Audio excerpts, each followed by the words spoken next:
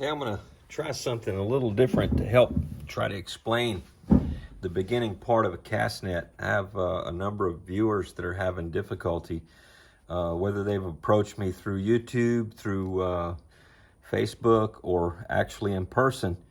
What I'm going to do is I'm going to try to make an attempt to show how to set an angle on your headers, if you will, your starting mesh. We're going to start out with a short one, and we want to end out at number 36 in a slow progression to where they become longer. Now, what we want to do is what we want to achieve is just about the same amount of distance as the gauge is going to provide us with where we start. Let's just start right here, and to where we finish. What we want to do is we want to increase it by that much, by the actual diameter, or a little bit longer than the diameter of the gauge that we're using.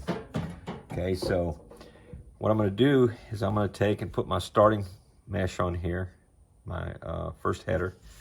This is difficult. I've never done this way, but I'm trying to figure out a good way so that it's easier to understand what has to happen when you're just using a single loop. If you were just using a single loop like this to start your webbing, and that's the way that I normally start my webbing.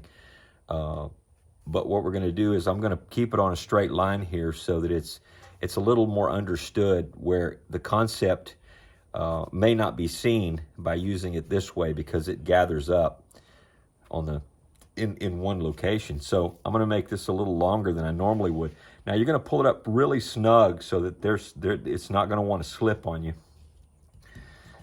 Take your gauge, insert the gauge, go around your twine, which you can see I've got the twine back here, so that when I'm actually done, I can take this dowel rod out of here and I'll have what I normally would need. I'll go around the two that I just put on there.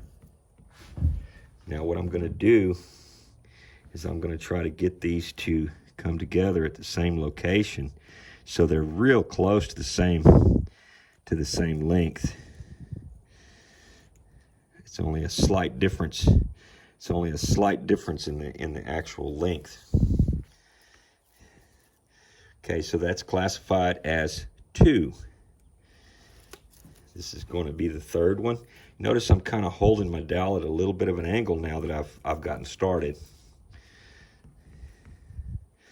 I can see this is going to be more difficult to provide this demonstration. Okay, I want to bring those together, but I still want to put an angle. So I'm putting a pretty steep angle so that I'm getting the knot just a little bit further down than the first and second knot.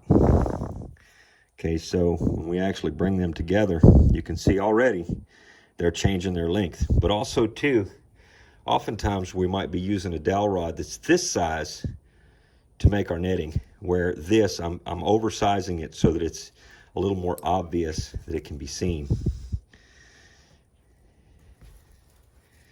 Okay, that's 3. This is going to be 4. And I do this on each mesh to make sure that I get it to grow just a small amount. But nonetheless, I keep my dowel rod at an angle. And then I pull it down, and I pull it down real. You want to pull it down real snug so that it's not shifting its position.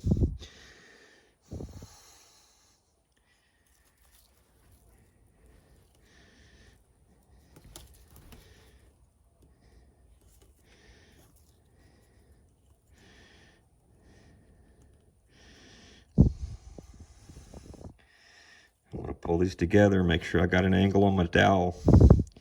So that's going to make it just a little bit longer. I'm going to pull it down real firm. So if we look at this, we're actually working these at an angle. This one's tight to the rod and this one's tight to the rod. Nonetheless, the rod is angled. So we're actually creating the angle that we need.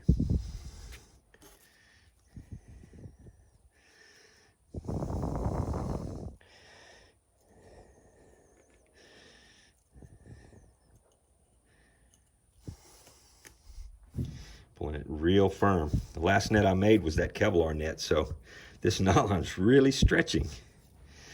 I got used to that Kevlar.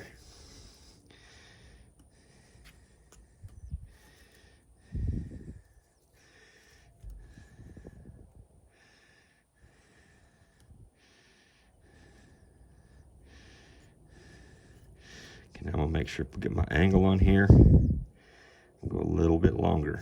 We don't want to get overzealous here. If by chance on your first one you do grow it way too long, just use it as experience and go ahead and start you another one. Because if you're going to make like a 4-foot net and you're using number 4 twine, a pound will easily cover all the essential parts that you need to make that 4-foot net and any other little things you may need that nylon for to complete your process or any other kind of alterations or even repairs later on. 1 pound will do the trick. Make sure you pull those knots down very firmly, not to the point where you're going to snap them, but you'll feel the stretch. And if the nylon has good bonding in it, it will also tie a real good knot and hold pretty firm.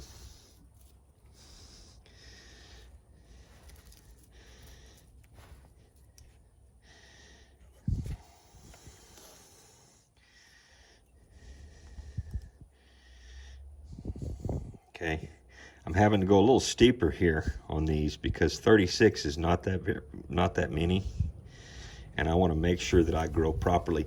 And my biggest issue on this is the length of this.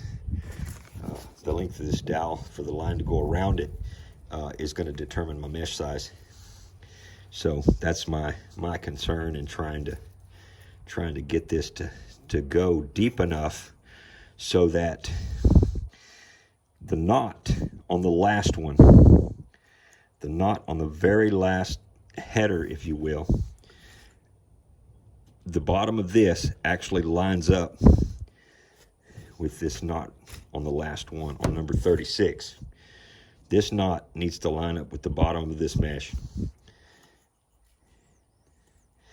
I don't know how many I've gotten so far, but I'm going to drive on because I know I'm not that close yet.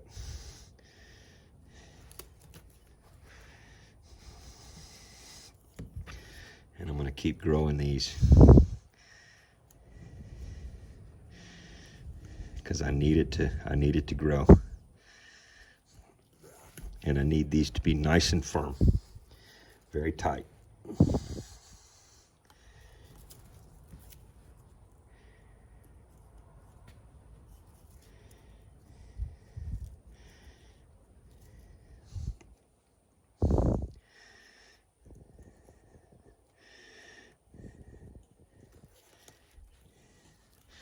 Okay.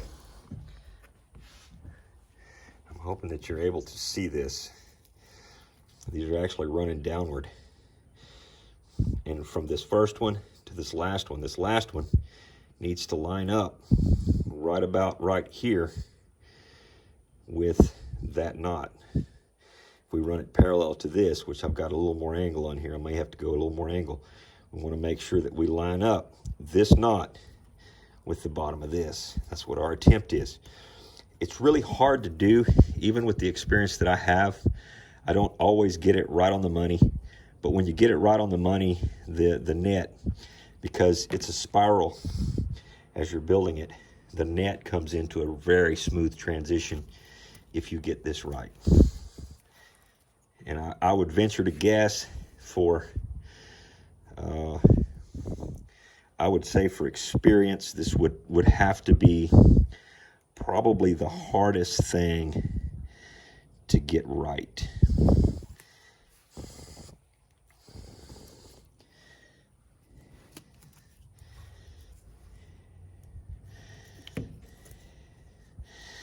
Okay, I am pretty sure that y'all have the concept of this, and we're already at 10 minutes. So what I'm going to do, you notice the angle I'm holding a pretty steep angle right now because I'm trying to achieve the depth that I need on that angle. I'm going to go ahead and finish out the 36. Okay, I finished the 36, and what you need to see is the length from here to here. Now, it doesn't appear as though I quite made it right. I think this is a little bit short of what it needs to be, but the larger dowel rod, I'm just trying to set up a demonstration, and so the larger dowel rod, I've really got to dip it down pretty low to get this knot to line up at the very bottom of this right here.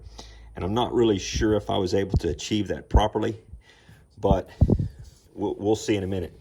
But what I want to do is I want to show the setup I've got in case some people need to do the same thing in order to better understand when they're trying to learn how to do this. All this is a girth hitch on one end of the dowel rod. There's a girth hitch here on the end of the dowel rod, both ends. Okay, up here is the 2 nails, which is common in network, that you have nails so you can hang webbing when you're actually repairing it. Now this here is a clove hitch so that it didn't shift back and forth on me while I was working with it. I needed it to hold steady so it didn't shift back and forth this way. So what I'm going to do is I'm actually going to take this off my stick, and we're gonna see how it turned out. Let me set this back. I know this video is kind of long, but to me it's really important that it's understood exactly what we're trying to achieve here and how to achieve it.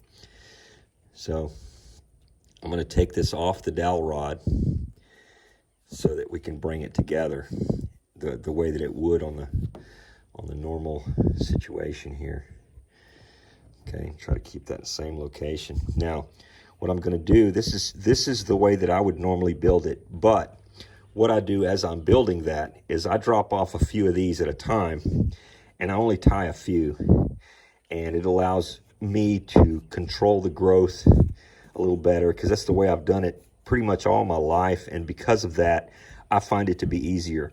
But what's important to me, and the reason why I put these videos on the internet, is I want you to understand it. That's why I've put them on the net. So I'm going to turn this over. We're going to take it from the way I hung it. I hung it this way. We're going to flip this over this way because what we're going to do is we're going to start the Flying Dutchman. So we want to make sure this is not twisted around this main line here. So what our attempt was to get this mesh right here.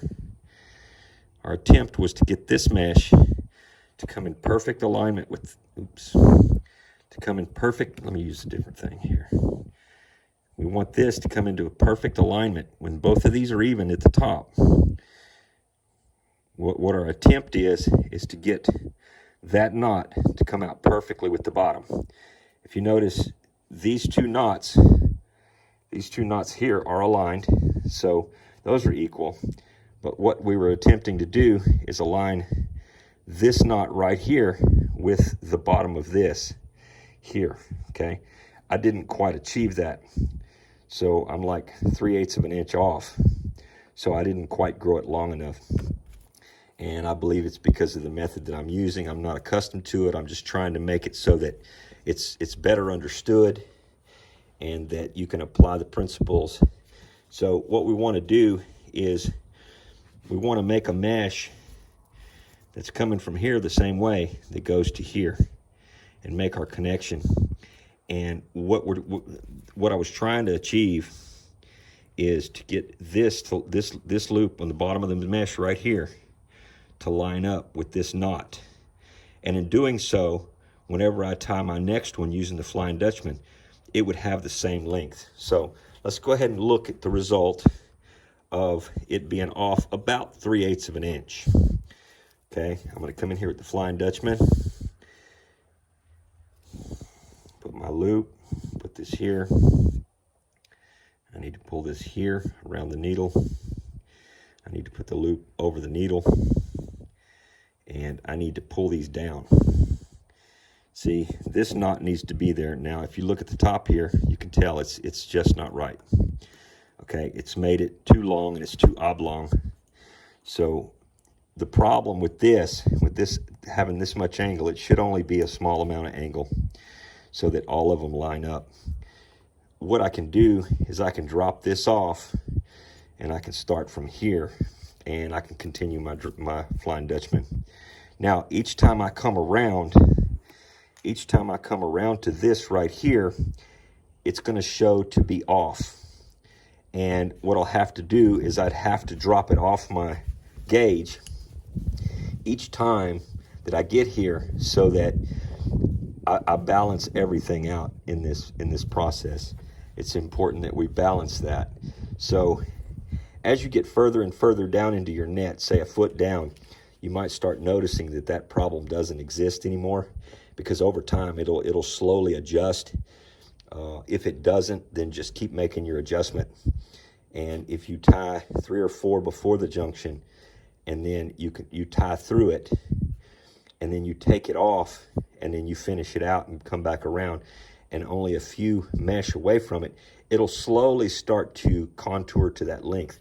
What'll happen is the knots will become misaligned only slightly, and what it'll do is start making a short mesh around the dowel, because if the knots don't line up on the dowel, if they go one's here, it's going to make a short mesh. It's going to be shorter than normal, and what'll happen is it'll slowly balance out as you move down the net if you continue to do that. I know being a new net maker, that is probably a complicated process or complicated evolution in making the net, and probably more than you need to do. But my whole point in this is that you want to try to get this to grow right here. You want it to the very last one to grow to where it grows that much. Okay, if you can't get these to grow to the length that you need, then you can try again. Like I said before, the amount of twine that you get in if you're buying number 4 and you buy a pound, and you're going to say make a 4-foot net, that's plenty of twine.